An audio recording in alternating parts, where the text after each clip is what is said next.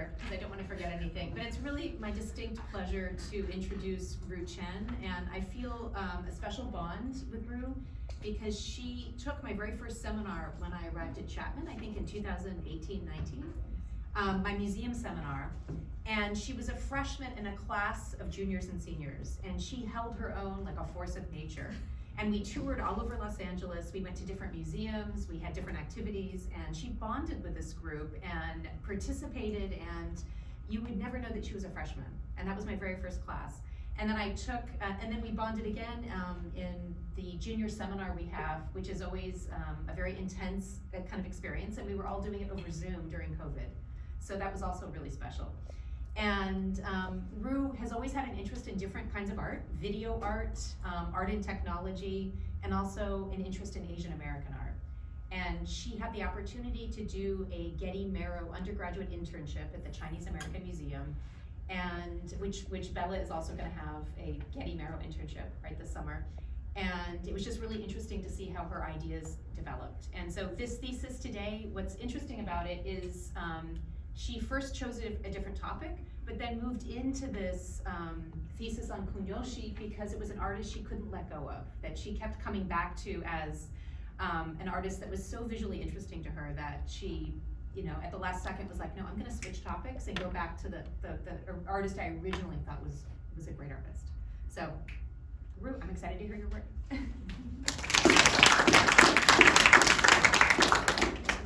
Before I start, I just want to give some thanks to my professors and the faculty. As Amy said, I came in as the only art history freshman, so I really didn't know what to expect, but I'm so glad. I'm so grateful that my first class was with Amy and was that museum studies class. I felt like I learned so much, and I'm just really grateful to be standing here today, and thank you for my professors and everybody. Okay. So today I'll be presenting on the later body of works of Tasso Kuniyoshi. Tasso Kuniyoshi is most known as a Japanese American artist who created paintings, sketches. I'm just going to move that off the screen. So. Oh, no worries. Oh, sorry. All right, go ahead. So he was most known for his paintings and sketches and installations that related to his Asian American identity as he lived in the United States during the Second World War. Kuniyoshi moved by himself to the United States at 16 years old, unwilling because he wanted to avoid the military school in Japan.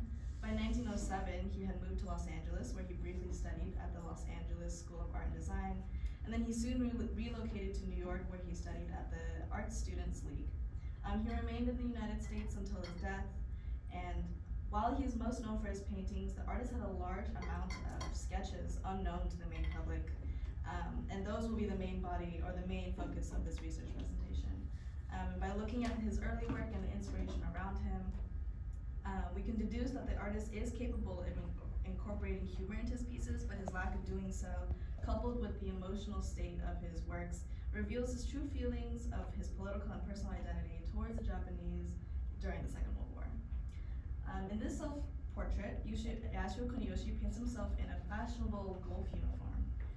The background of this painting is characterized by this blurry brown kind of background and the abstracted kind of golf range. This kind of folk-inspired imagery is unique and iconic to Kuniyoshi's art style, and the way that he depicts himself is in a strangely proportioned, like off-centered, like a gentleman kind of posing on his estate. Golf at this point is a very uniquely Anglo-American sport, and in the 1920s became a middle-class leisure sport. This painting is a testament to how strongly he wanted to portray himself as a Western and as an American.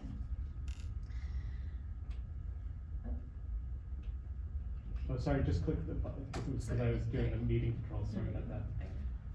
In Tasso Kuniyoshi's early works, like Little Joe the Cow, Kuniyoshi's distinct style is extremely recognizable. This painting is actually one of my favorites, and it's the initial reason to why I got so interested in his body of works. In this background of the painting, the land is abstracted with the inconsistent proportions of the land and the flowers and just the background.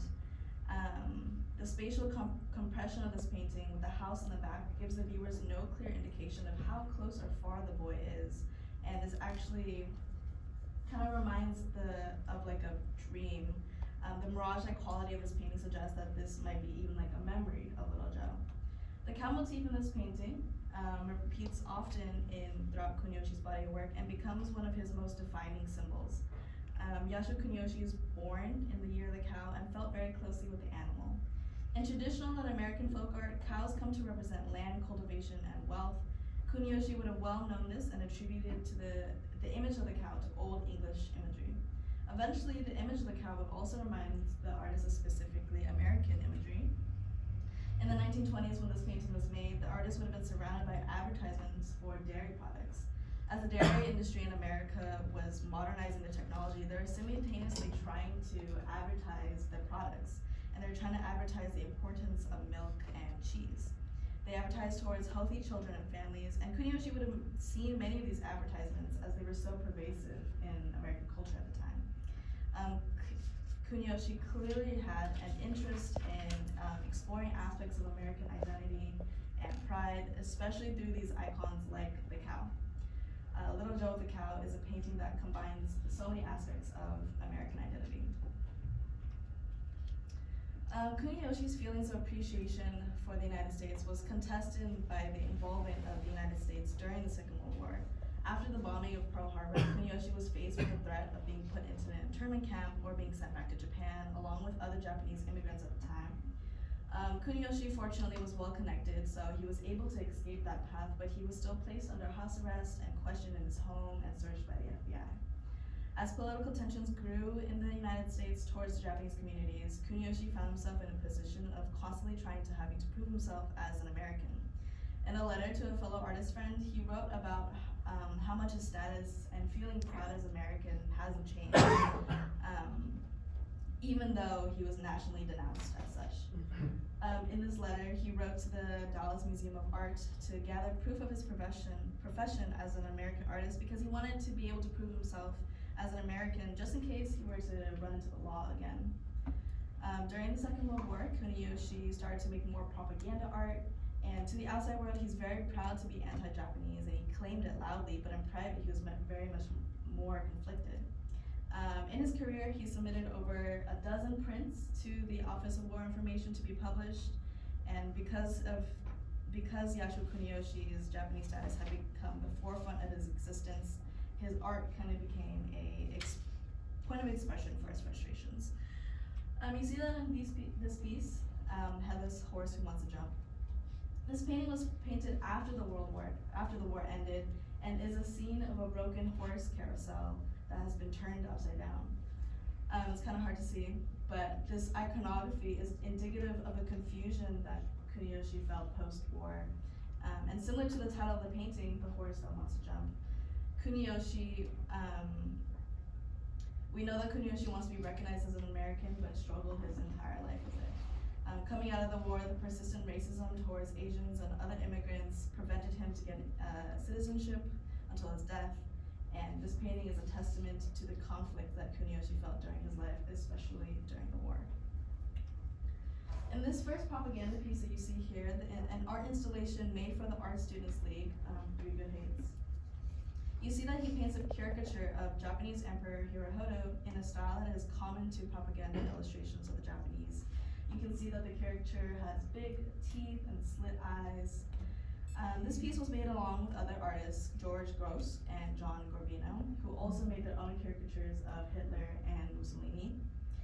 Both artists are also German and Italian born, respectively. While this installation might have been the most outwardly racist and anti-Japanese, the rest of Kuniyoshi's propaganda art is much more discreet. Kuniyoshi's friend, Archibald McBleish, who was an assistant director for the Office of War Information at the time, advised Kuniyoshi to join this team of artists designing propaganda posters, and it would be including other artists such as Howard Brody and McGlenn Barclay. Kuniyoshi quickly would have realized that he would have gotten official approval from the government from publishing propaganda posters, and therefore he started to make proposals for these prints. At this point in his career, the artist was working in New York City, but in 1930, Kuniyoshi moved to Woodstock, New York, where he had his home and studio. This first poster is the first one that he turns into the Office of War Information. This one was rejected, however, for being too theatric and not journalistic enough. The style of the sketch is similar to the traditional depiction of samurais, and the armor as well as the ancient clothing was not the reality of contemporary wartime soldiers. This image, however, reveals that the artist's interest and appreciation of folk art and folklore is very apparent. After the rejection of this poster, however, Kuniyoshi was forced to make images that were a little closer to the reality of the soldiers on the front line. This is another example that shows Kuniyoshi's appreciation for folk art. He visited Japan in 1931 and brought back souvenirs, which are the subject of this painting. And the image on the right is just an example of what the toys might have looked like. And the second example on the right, this is actually a painting made of the same objects but by his first wife. And this painting, that painting on the right, was made just as they were having marriage trouble. So it's kind of interesting to see the realism and realistic take that she takes, and like how there's two, and there's one, and they're like, yeah, team. In this sketches for his propaganda prints that he makes over his life, there's an obvious kind of ambivalent heartfulness for his people and his birthland. Torture is one of Kuniyoshi's most infamous prints. In this poster, like many other sketches that he made, he focuses on militarism rather than racist caricatures. The use of language in this poster is similar to other posters of the same period, as we see. And this poster was aimed to foster fear about the terrible brutalities done by the Nazi regime. By highlighting the atrocities of war, both of these posters convey horror caused by the enemy military. Because Kuniyoshi only focuses on inhumanity, he successfully found a way to appeal to the American government who were trying to push these kind of anti-Japanese sentiments, but also while appealing towards his progressive and modernist friends. Kuniyoshi's sole focus on the devastation of war reflects his own conflicting feelings towards the disparity between his identity and his Americanness. Bombed Out depicts a woman kneeling over in anguish over the ruins of war.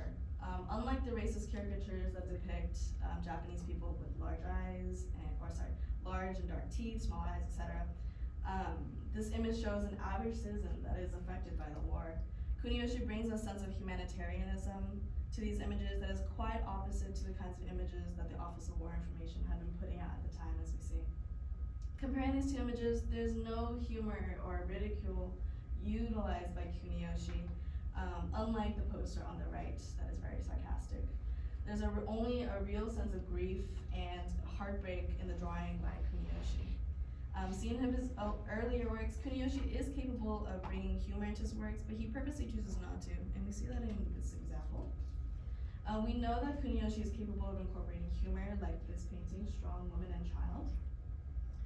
The woman in this painting is a circus performer, and as she stands on the stage with her child, she looks confident and protective almost of her son. Her humorous and lighthearted career opposes the kind of sinister and dark themes in the landscape and the style, which kind of makes this painting very alluring and captivating. The unexplainable darkness and the subtle absurdity and the comicalness of this image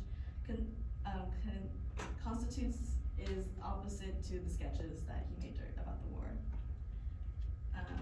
Unlike this one, where the Tojo, very happy, pokes fun at Asian accent and has a very high level of sarcastic irony in the text.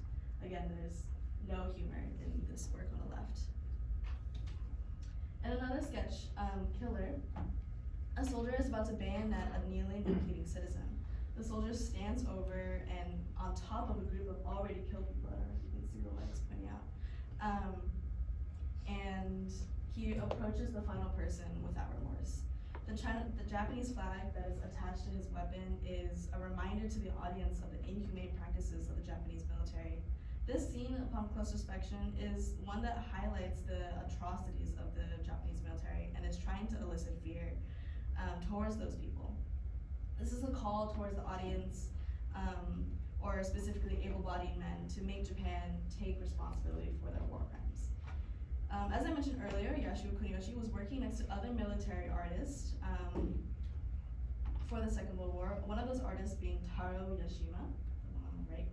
Tarishima is a pseudonym for Atsushi Awamatsu, who was a Japanese artist that moved to the US right before the Second World War in order to escape the Japanese government. He was an outspoken activist against the government, and him and his wife were already jailed before deciding to run.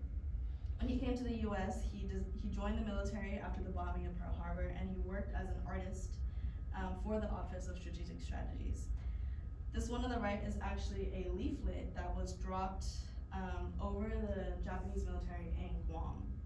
This was a technique used by the US military where they would drop propaganda over smaller Japanese towns and islands in order to sway the people to distrust the military and government.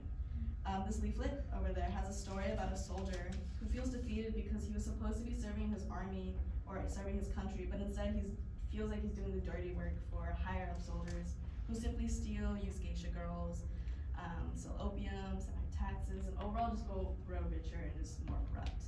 The storytelling utilized in this print is similar to the storytelling using in this left image, and Kuniyoshi utilizes this aspect in order to convey the corruptness of Japanese militarism. One of Kuniyoshi's most disturbing images is this drawing of a baby that is being thrown into the air, about to land onto a sea of bayonets, and again, the Japanese flag. This again shows a senseless and corrupt atrocity that furthermore emphasizes the cruelty of the Japanese military. Another artist that Kuniyoshi worked along was Howard Brody, who was famous specifically for his sketches. Howard Brody spent largely his time doing combat sketches on the field, but he did live in New York. Brody did combat sketches as well as courtroom sketches later on in his career, and he was a courtroom artist for many famous cases, including Charles Manson. There's an uncanny kind of parallel in these two images, and the image on the left shows a woman, possibly a mother, being hanged while a baby being hanged on the left. These two examples show the similarity between the Kuniyoshi and Brody's, as they're both highlighting the heinousness of war. Brody makes a ton of those kind of images, and it would be no surprise if Kuniyoshi saw these and took inspiration for his own sketches. An interesting aspect to all of these images is the fact that one is unable to see the faces of these people clearly. Yasuo Kuniyoshi deliberately hides the faces of his subjects, and in this way he's both avoiding having to figure out how to depict faces without using racist caricatures, but also without contending with showing faces ruined by the war. Minimizing the subject in his drawings to bodies or victims supports his efforts to condemn the Japanese military without having to think about how to represent the people. In Beheading, however, a man faces the viewer unlike any of the other prints we studied, and he kneels as he is about to be slayed by the Japanese soldier. He looks directly at the audience, almost as if he knows that, or almost as if he's judging the audience for not saving him. His furrowed kind of expression invokes a helplessness feeling in the viewer, and Yasuo Kuniyoshi purposely does this to emphasize again the horrendous acts committed by the Japanese military, further pushing his anti-Japanese agenda. Yasuo Kuniyoshi, who's most known for his surreal and off-putting folk-inspired paintings, reveals an even darker, profound side to his artistry. Although Kuniyoshi is capable of incorporating humor into his pieces, his lack of doing so, coupled with the emotional state of his works, shows his tenaciousness with his identity, politics, and humanity. Kuniyoshi, through his sketches and posters, aims to foster fear and shock towards the war.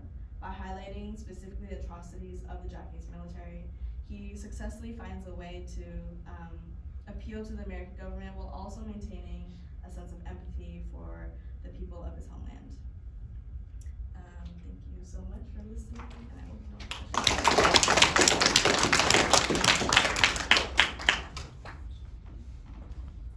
Questions for Ruth?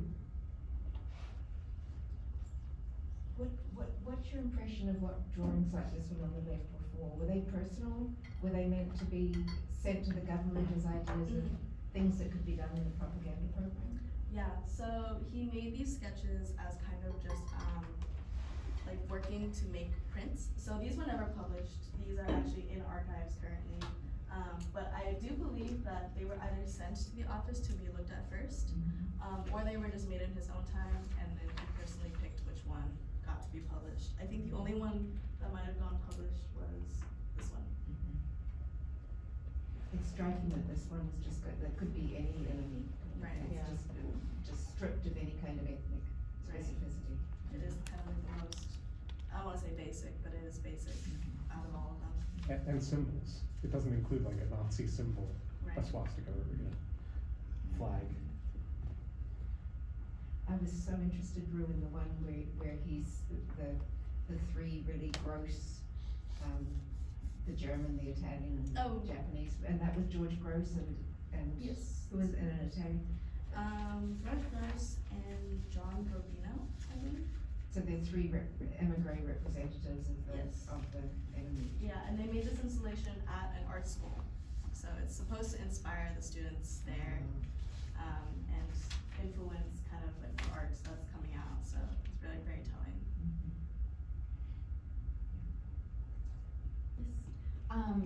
Thank you, Rue.